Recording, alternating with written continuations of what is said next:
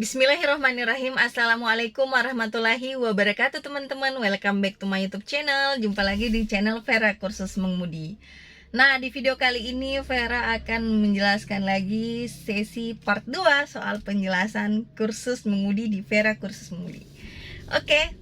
Jadi teman-teman, seperti halnya yang pernah Vera jalani selama ini menjadi pelatih, sudah ribuan orang bahkan sampai jutaan ya diajar.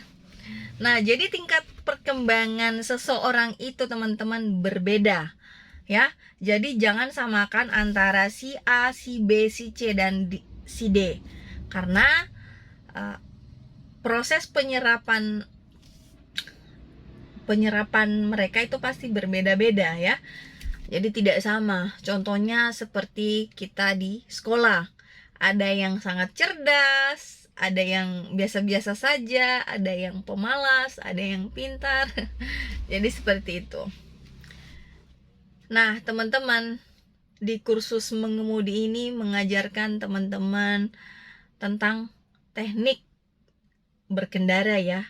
Tentunya dengan baik dan benar supaya teman-teman tidak kenapa-napa pada saat di jalan raya. Nah, contohnya banyak kasus ya pada saat belajar sendiri, belajar otodidak, yang adanya kita mau menginjak rem, di pikiran mereka, di mindset mereka itu nginjak gas.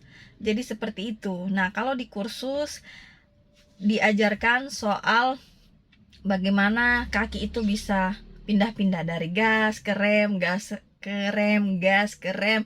Jadi itu kita latih-latih terus sehingga kakinya nggak kaku ya.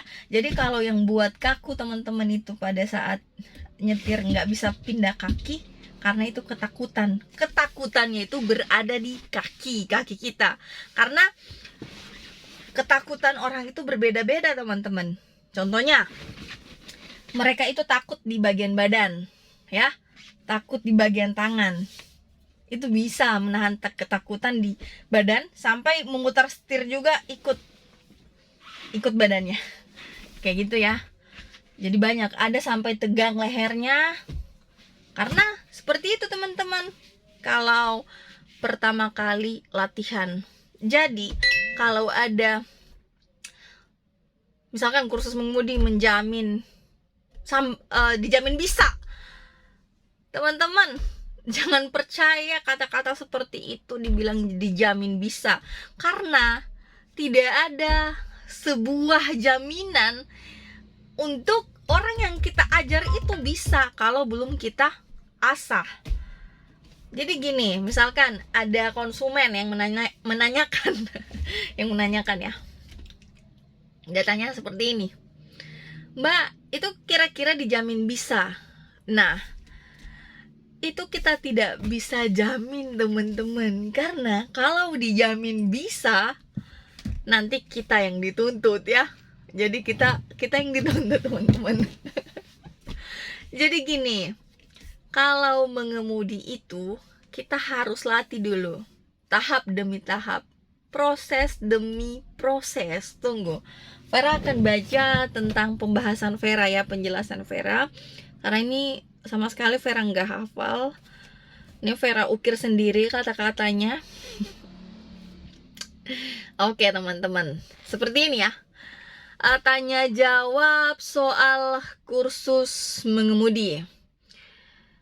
Apakah kursus mengemudi ini dijamin sampai mahir dan lancar? Kata si konsumen misalkan ya. Jadi Vera menjawab, dalam hal kursus mengemudi mobil tentunya mempunyai setiap proses, tahap demi tahap, step by step yang dilakukan setiap kali latihan. Dan setiap kali latihan tentunya menghasilkan suatu perkembangan bagi peserta mengemudi. Dan hasilnya ada yang cepat paham, ada yang lambat. Kenapa dikatakan lambat? Karena memiliki beberapa faktor, yaitu rasa takut, belum percaya diri, trauma, kurang fokus, tidak mendengarkan arahan dari instruktur mengemudi, dan masih banyak hal-hal negatif yang terlintas di pikiran peserta mengemudi. Maka dari itu, hal utama dari kursus mengemudi adalah paham dulu bagaimana cara mengemudi dengan baik dan benar. Proses kita lancar dan mahir tergantung dari seberapa banyak kita selalu mencoba dan terus mencoba, dan sehabis kursus biasakan latihan kembali di rumah ya. Jadi seperti itu teman-teman, dan Vera bahas ya kesalahan mengemudi.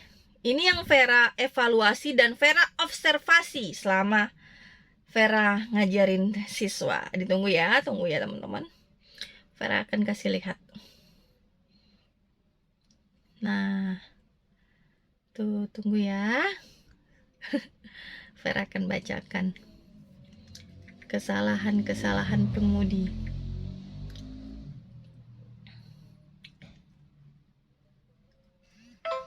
Dan banyak hal ini orang-orang gak percaya bahwa tempat kursus mengemudi, intinya kalau udah kursus ya sudah diserahkan sama pelatihnya.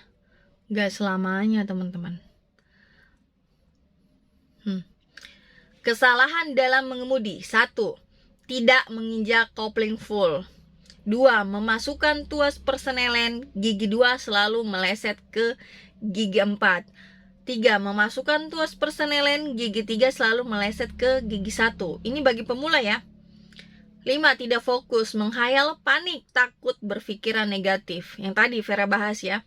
6. Tidak melirik spion kiri maupun spion kanan. Jarang memfungsikan spion tengah, gunanya melihat kendaraan yang ada di bagian belakang. Tidak menyalakan lampu sein. Kurangnya feeling seorang pengemudi. Tidak jaga jarak terhadap kendaraan lain.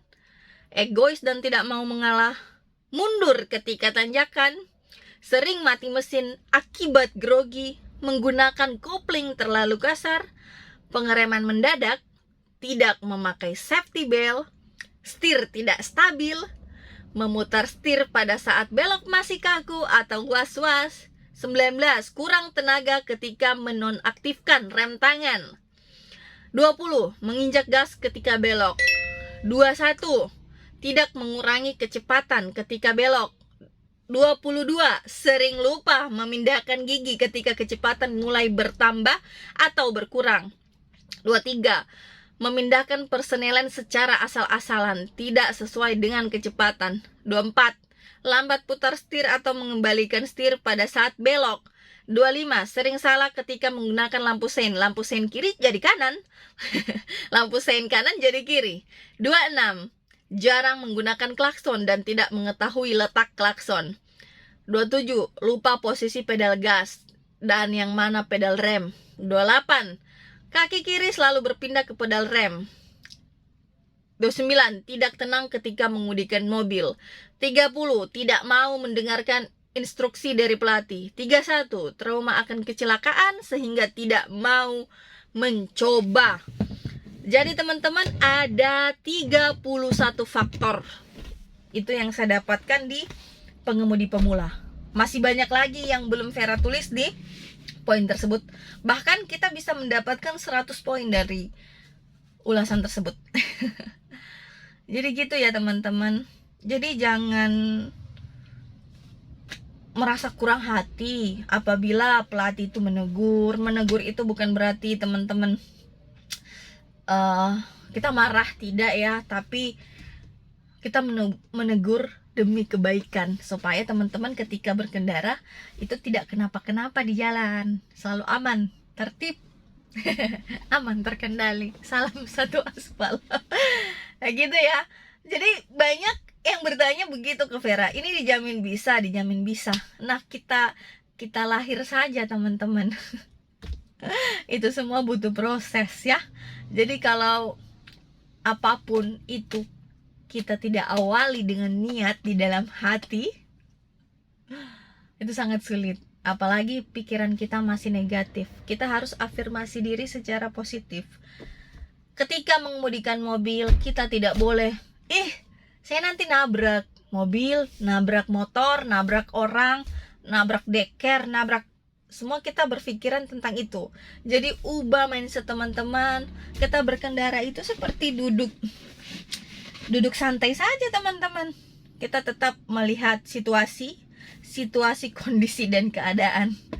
Jadi lihat depan, fokus ke depan, spion kiri maupun kanan dan tengah, ya.